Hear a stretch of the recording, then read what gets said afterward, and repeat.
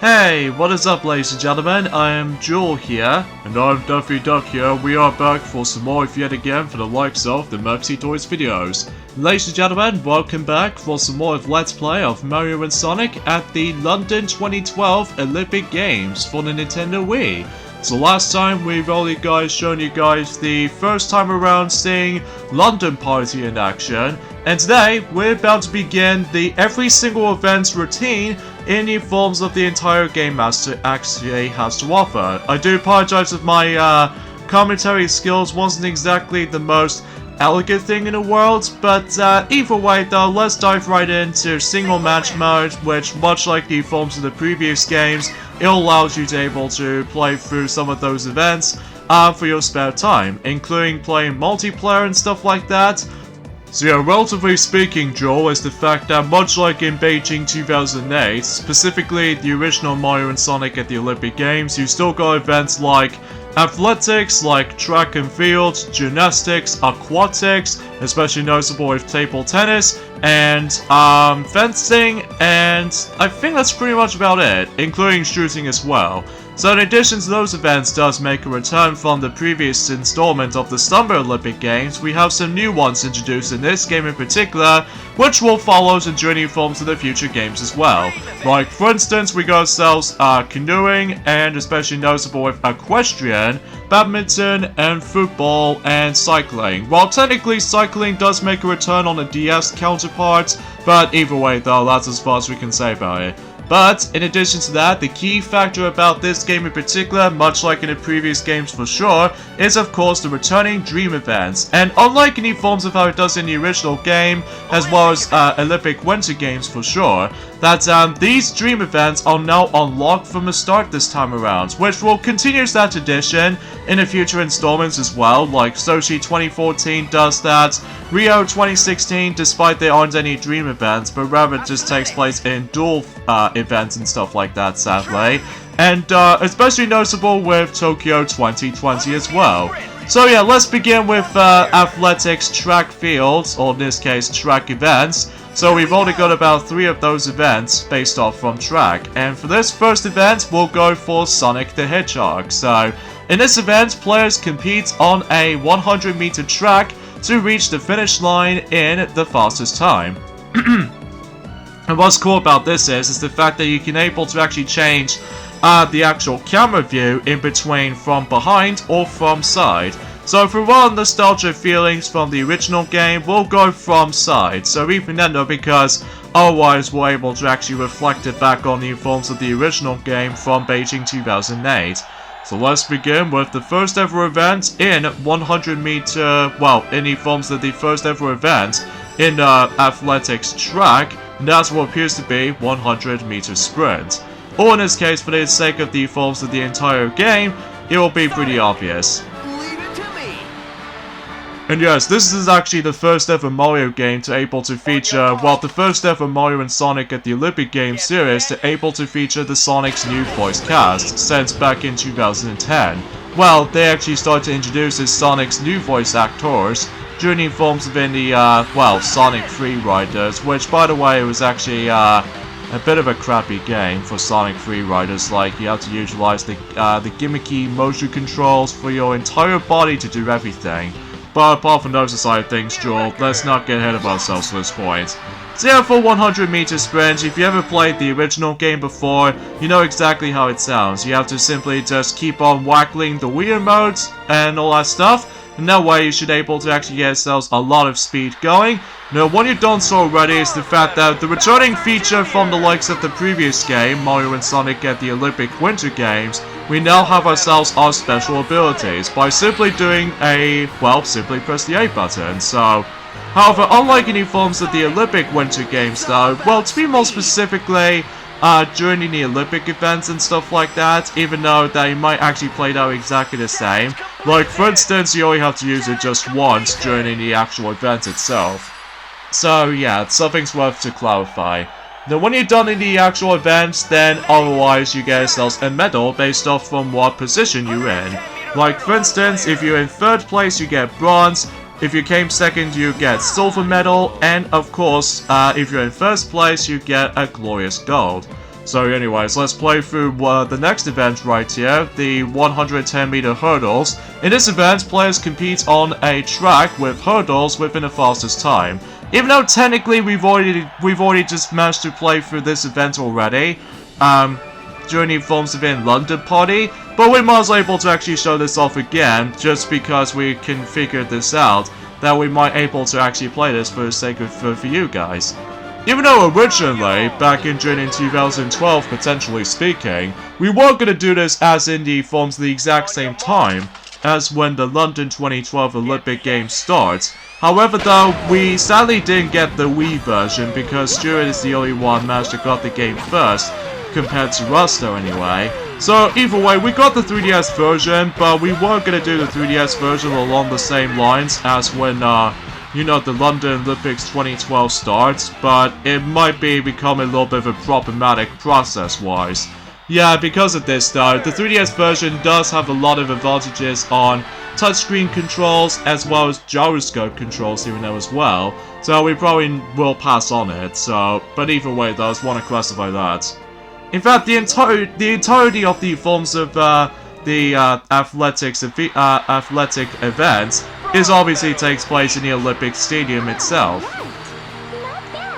So yeah, with our 110-meter hurdles, as you saw from the likes of the previous part, is the fact that, well, it plays out exactly the same as 100-meter sprint, except, well, we need to jump over hurdles, and also we need to run for about, you know, 110 meters ahead, so... And also, by simply just jump, you just have to simply press the B button, so yeah, that's something's worth mentioning.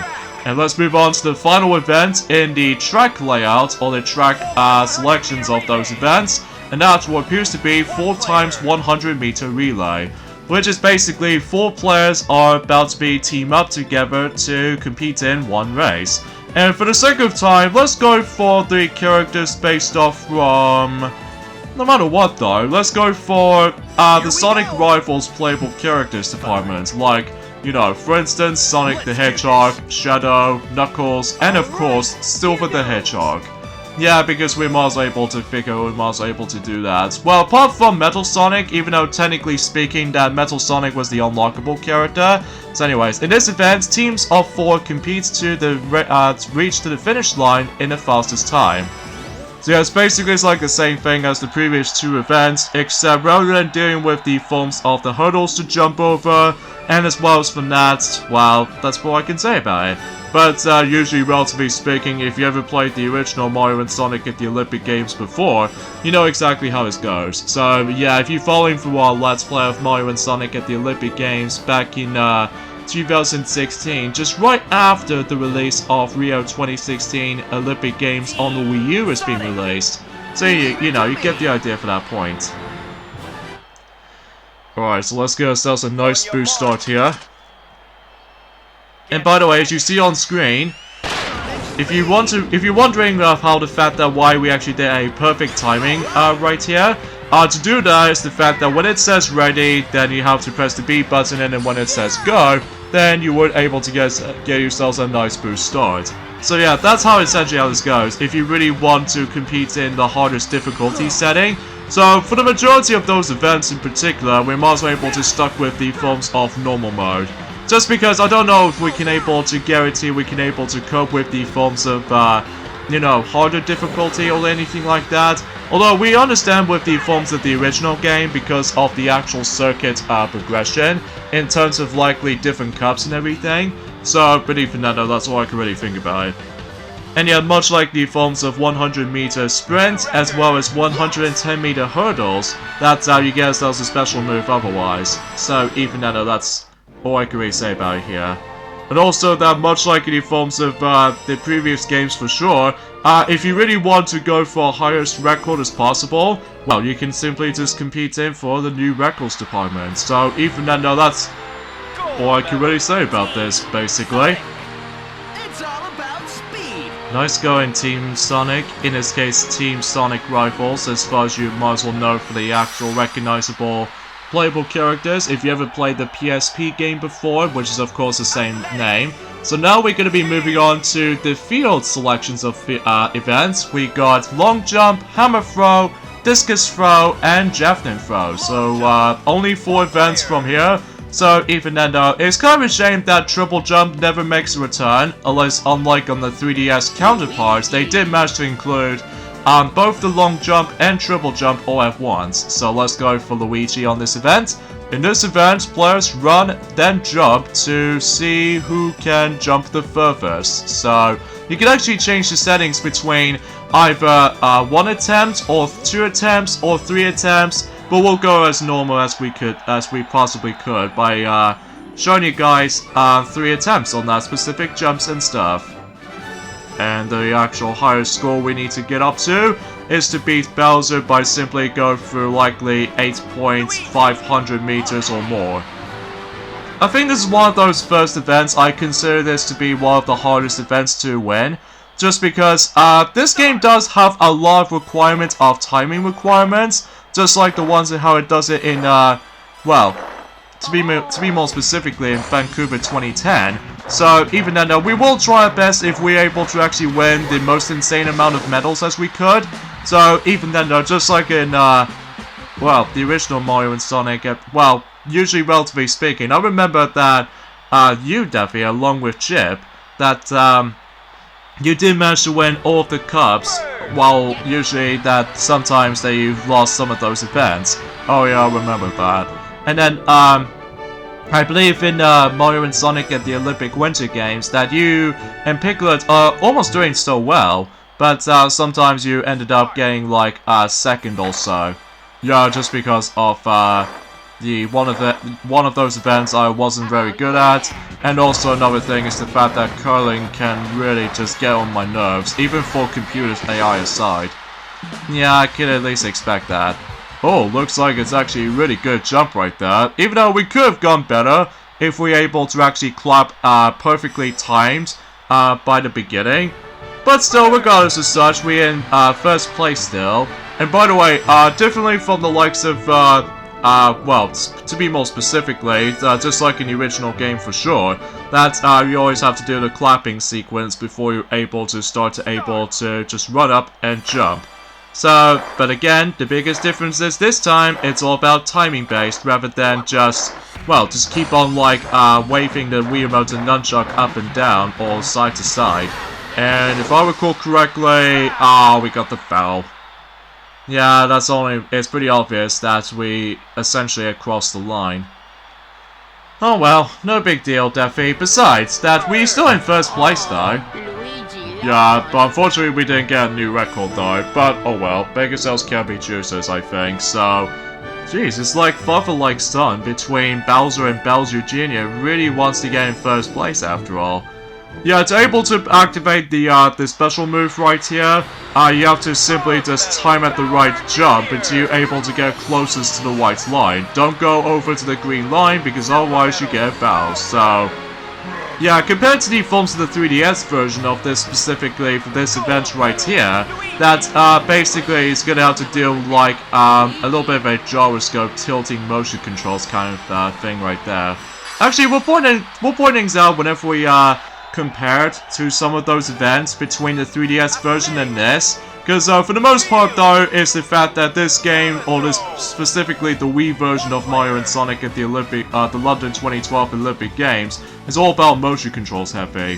Let's go for Donkey Kong for the next event, which is of course Hammer Throw.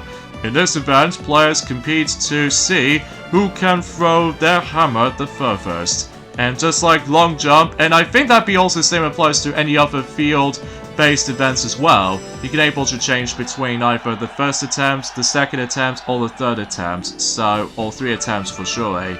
And we need to aim for, I would say 73 meters or beyond, just because we need to just be more specifically trying to beat Blaze's score. So yeah, and this one is the fact that, well, unlike in the original game, that you have to hold down the A button and also just trying to spin the Wii Remote, whilst in this, well, we no need to worry about holding the A button this time, although you still need to press the B button until you're able to actually decide to toss the actual hammer itself. So even then, it's pretty self-explanatory if you manage to get the hang of it though. So, as far as what the B button can do, well, you notice with that particular glowing circle thing, that is always have to be the timing requirement, by the way. If you time it perfectly, then something else would happen, unlike the ones how it does it in the original game for sure. Because whenever you see that exclamation mark in the original game, that is your time to able to actually just toss the hammer.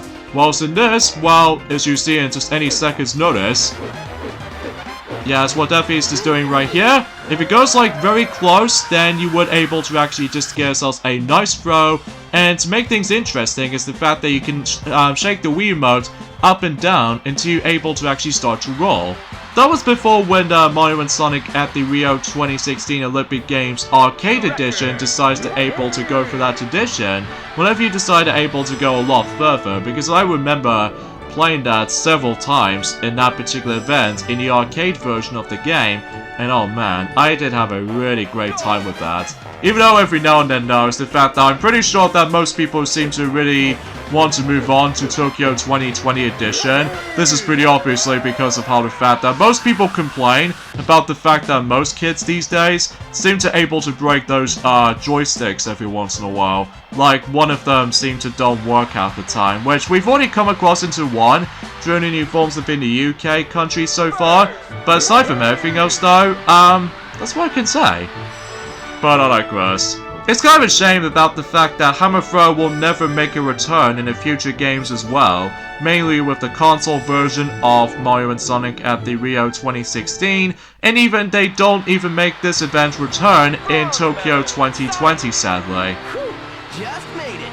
Yeah, it's kind of a shame, because that event was such a cool idea. Like, even though despite the fact that you have to do a lot of spinning, oh man, the 3DS version did somehow mess things up completely in my opinion, which because of this though, you have to move the 3DS around all by itself in order to be able to spin the hammer, while simply able to actually hold down the L and R buttons at the same time.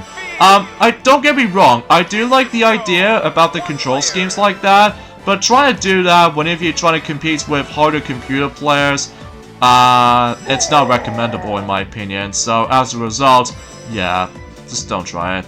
Anyways, the next event is Discus Throw. In this event, players compete to throw their discus furthest from within the circle. So once again, it's all about timing requirements as well, but also at the same time that we have to get a lot of usage on the angles that you have to throw at. So in this case, we need to aim for about 65 meters and beyond. So hopefully we should able to actually beat the likes out of Amy Rose's score. And as you can see on screen, we are selecting Bowser for this. So yeah, let's see what how this is considering. And yeah, before you start the event, it tells you what you're supposed to do. So in this case, that's well, again, it's all timing based. So let's go and just do that. Okay, so far so good. Except for this third one, but either way though, at least we could potentially try to make this right. I don't think it's that high enough. But well, at least we still got 2 tries left, so, but even then no. As we stated this before, we will try our best if we're able to actually get amount of those, you know, medals as we could. But if we don't, then it's not the end of the world. It's just mainly for the fact that we might as well showcase off every single part about this game, basically. So, yeah, we will try our best. Alright, so let's try this for a second attempt, and oh, sort of feels like the same. Yeah, I get a feeling it's basically the same thing as last time, except now we come across into a much more perfect timing for just tossing it. Even though it's kind of like the same thing for how it does it in Hammer Throw, except we have ourselves a different equipment. So yeah, that's all we can think about it. Now I'm very glad that this event will make its return during the forms within Mario and Sonic at the Olympic Games Tokyo 2020. So even then, no, because of that though, we'll let Mario and Sonic will able to mentioning more on that whenever they get onto that Let's Play at some point next month. So, but then again, this is all because of how the fact that we're almost nearly at the end of the entire series at this rate. So, but you know, you get the idea. Oh, that turns out a lot better than before. Even though, have we made it to a new record? Sadly, Jewel, I don't think we've got the new record. Oh well, we'll take gold medal as it is. But either way though, how's that for that one? So yeah, as far as going down for those events and all that stuff, we will try to get at least at minimum for about 20 or so minutes at minimum when it comes to specific uploads and all that stuff. Yeah, just want to make things a little bit more, well, easy in terms of likely some video lengths and all that stuff. Because compared to, well, I would say in Mario and Sonic at the Olympic Winter Games, and even Sochi 2014, and even Rio 2016 as well, for I've noticed, that the actual video length is actually gone way much. But either way though, let's keep things a little bit more relative and easy this time around for the sake of this installment right here. So, anyways, let's move on to the final event in not only in the field, but also the entirety of athletics selections of events. And let's go ahead and select, no matter what though, let's select Vector the Crocodile. Yep, the one and only with the, you know, find the computer room. Alright, in this event, players compete to see how far they can throw Javelin within a, well, good distance. I don't know how do I exactly just, well, a running start I should say. So, anyway, if you haven't played the original game before, then you know exactly how this goes. And thankfully, unlike the original game, about the fact that, you know, with that very annoying little gauge thing of how to judge how to adjust your jump or throwing or anything like that in Beijing 2008, that's no longer there this time around, because instead, well, we just have to simply just run up for stars, and then when you get to the angles part, like specifically in this bit, press the B button at the right time, despite the fact that we got ourselves a great rating. And then you have to simply just press the B button, or just in this case, flick the Wiimote upwards, whatever you want of your choice. So that's more like it. Yeah, because of that though, it just makes things a little bit easier compared to the original game for sure. I mean, don't get me wrong, a nice way to start out with, but either way though, we have no idea we've compared that to the previous installments for sure. But I digress. Alright, so now we're on the second try now. Even though relatively speaking, it's the fact that this is a final, this game right here, along with the 3DS version as well, this is the final Mario game to able to feature this particular familiar font, as you can see on screen, based off from Super Mario Galaxy and stuff like that. And because of that though, it wasn't until when Super Mario 3D Land came around, they did manage to change a lot of the forms of the font system and stuff like that.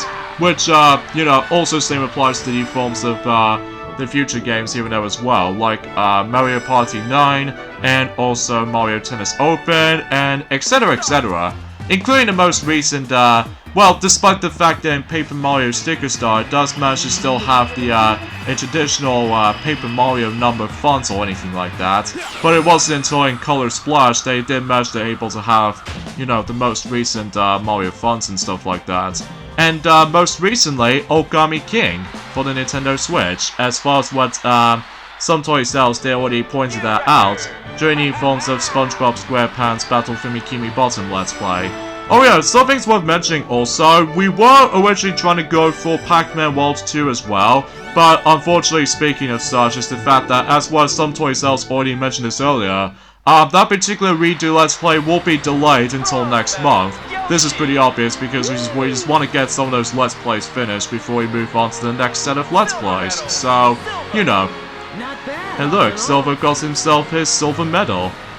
It's like double silvers all in one. The winner, hands down. Yep, you're certainly on the victory, Vector. So, either way though, that's pretty much about it in terms of athletic events. So I suppose we should probably end things off here, so join us next week for more of Let's Play of Mario and Sonic at the London 2012 Olympic Games. It's the fact that we might as well go through gymnastics, aquatics, canoeing, and eventually equestrian as well. So yeah, we'll be able to show off those in the next video, so see you guys on next Tuesday. Later fellas.